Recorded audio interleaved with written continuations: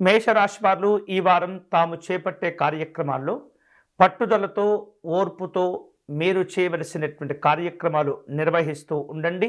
వాటి వలన మీకు మంచి అనుకూలమైనటువంటి ఫలితాలు లభిస్తూ ఉంటాయి. అలాగే ఏ పని మొదలుపెట్టినప్పటికీ కూడా వాటిని ఖచ్చితంగా పూర్తి చేయాలి అనేటటువంటి దృఢమైనటువంటి సంకల్పంతో వ్యవహరిస్తూ ఉండాలి. అది కూడా ఉండే అవకాశాలు ఉన్నాయి. అలాగే పనిచేసేటటువంటి ఉద్యోగ కార్యాలయాలు కావచ్చు, వ్యక్తిగతమైనటువంటి జీవనాల్లో మీరు ఈ వారం తీసుకోబోయేటటువంటి నిర్ణయాలు అన్నీ కూడా మీకు అనుకూలంగా ఉంటాయి. అలాగే వివిధ రూపాల్లో మీ అభివృద్ధి కోసం గతంలో మీరు ఎదుర్కొన్నటువంటి అడ్డంకులు, ఆటంకాలు ఏవైతే ఉంటాయో వాటిని అధిగమించి మరిన్ని మంచి విజయాలతో ముందుకు వెళ్ళే అవకాశాలు ఉన్నాయి. అలాగే మీరు తీసుకునేటటువంటి ప్రతి చిన్ననైన నిర్ణయం కూడా మీకు అనుకూలంగా ఉండే అవకాశాలు ఉన్నాయి. ఆర్థిక సంబంధమైనటువంటి లావాదేవీల విషయంలో ఈ వారం స్పష్టమైనటువంటి లాభాలు పొందే అవకాశాలు కనిపిస్తున్నాయి.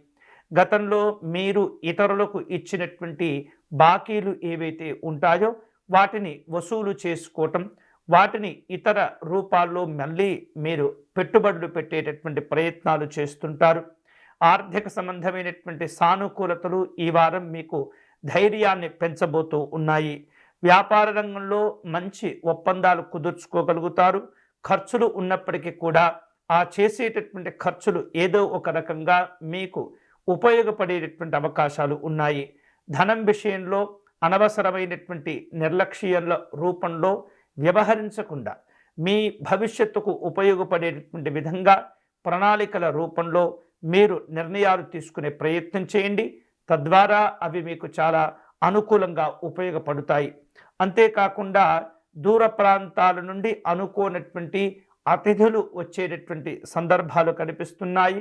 చాలా కాలం తర్వాత మీ స్నేహితులు, సన్నిహితులను చూసే సందర్భంలో మంచి సంతోషాన్ని, ఆనందాన్ని పెంచుకునే అవకాశాలు ఉన్నాయి. సంతోషకరమైనటువంటి సందర్భాలు, వినోదపరమైనటువంటి కార్యక్రమాలు కూడా ఈ వారంలో ఉంటాయి. శుభవార్తలు మానసికమైనటువంటి సంతోషాన్ని, మానసికమైనటువంటి ఉల్లాసాన్ని కలిగించబోతున్నాయి.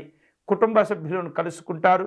సరదాగా వినోదపరమైనటువంటి కార్యక్రమాల్లో పాల్గొంటారు.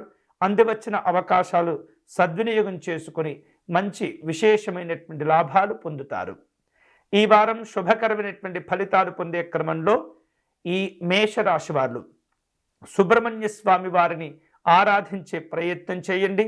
స్వామివారికి వివిధ పుష్పాలతో అర్చన, అష్టోత్తరమును నిర్వహించటము, కర్పూర నీరాజనము సమర్పణ చేయటము, ఆవు నేతితో దీపారాధన చేయటం వలన మీరు ఏర్పాటు చేసుకునేటువంటి లక్ష్యాలను చక్కగా పూర్తి చేసుకునేందుకు భగవంతుడు అవకాశాలను కల్పిస్తాడు.